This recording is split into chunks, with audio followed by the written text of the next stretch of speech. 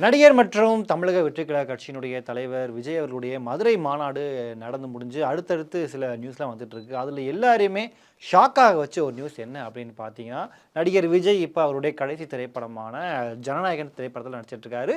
இயக்குனர் வினோத் இந்த படத்தை டைரக்ட் பண்ணிட்டு இருக்காரு. படத்தினுடைய ஷூட்டிங்லாம் ஆல்மோஸ்ட் முடிஞ்சது. இப்போ வந்து படத்துடைய நிறைய பேட்ச் ஒர்க்லாம் பண்ணிட்டு இருக்காங்க அப்படின்னு சொல்லப்படுது.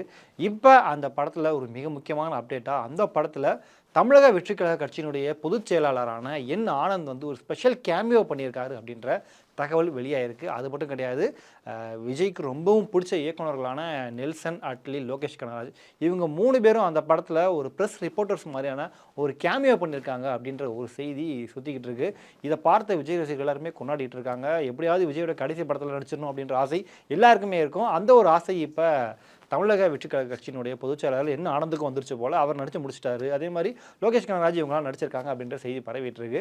ஸோ இந்த ஒரு நியூஸ் நீங்கள் எப்படி பார்க்குறீங்க? இது உண்மையா பொய்யா இருக்குமா? இது நடந்தால் எப்படி இருக்கும் அப்படின்ற உங்களுடைய எதிர்பார்ப்புகள் என்ன அப்படின்றத மறக்காம கீழே கமெண்ட் பண்ணுங்கள்.